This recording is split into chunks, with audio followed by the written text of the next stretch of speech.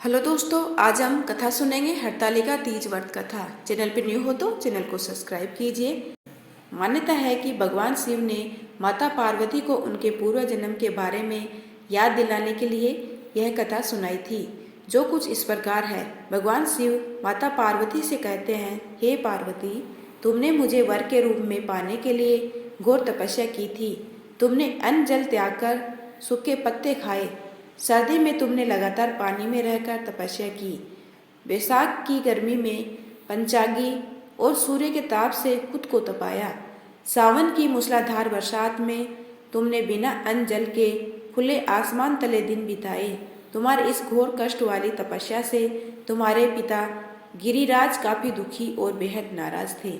तुम्हारी इतनी घोर तपस्या और तुम्हारे पिता की नाराजगी को देखकर एक दिन नारद जी तुम्हारे घर आए। तुम्हारे पिता गिरिराज ने जब उनके आने का कारण जानना चाहा तो नारद जी बोले, हे गिरिराज, मैं भगवान विष्णु के कहने पर यहाँ आया हूँ।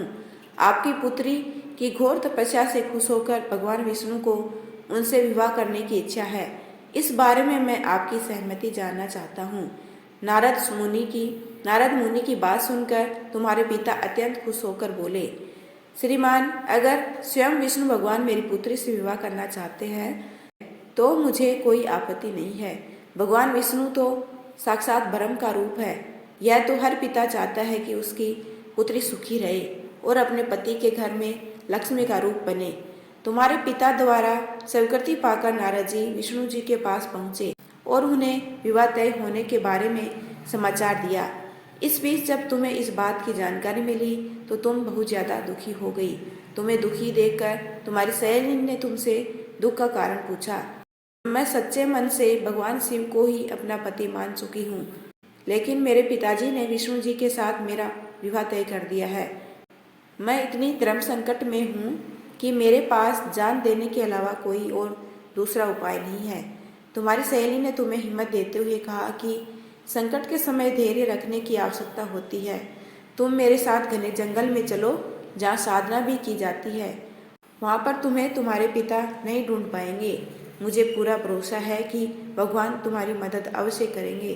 तुमने अपनी सहेली की बात सुनकर यही किया। तुम्हारे घर से यूं चले जाने पर तुम्हारे पिता बहुत दुखी और चिंतित हुए। वो उस दौरान ये सोचने लगे कि मैंने अपनी पुत्री का विवाह विष्णु जी से तय करा दिया है।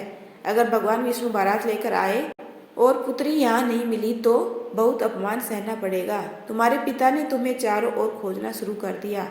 उधर तुम नदी किनारे एक गुफा में पूरे मन से मेरी प्रार्थना में डूब गई। फिर तुमने रेत से एक शिवलिंग बनाई। रात भर तुमने मेरी स्मृति में भजन जागरण किया। तुमने बिना अन्न जल ग्रहण किए मेरा ध्यान किया। तुम्हारी इस कठोर तपस्या से मेरा आसन हिल गया और मैं तुम्हारे पास पहुंचा। मैंने तुम्हें तुम्हारी इच्छा का कोई वर मांगने को कहा। तुमने तब मुझे अपने सामने पाकर कहा कि मैं आपको सच्चे मन से अपना पति मान चुकी हूँ। अगर आप सच में मेरी इस तपस्या से खुश होकर मेरे सामने आए हैं तो मुझे अपनी पत्नी के रूप में अपना लीजिए। मैं तुम्हारी बात सुनकर तथास्तु कहकर कैलाश की ओर चला गया। तुमने प्रातः होते ही पूजा की सारी सामग्री नदी में प्रवाहित करके अपनी सखी के साथ व्रत का वर्णन किया। उसी वक्त तुम्हारे पिता गिरिराज तुम्हें ढूंढते हुए वहां पहुंचे। तुम्हारी हालत देखकर तुम्हारे पिता दुखी होकर तुम्हारी इस कठिन तपस्या का कारण पूछे।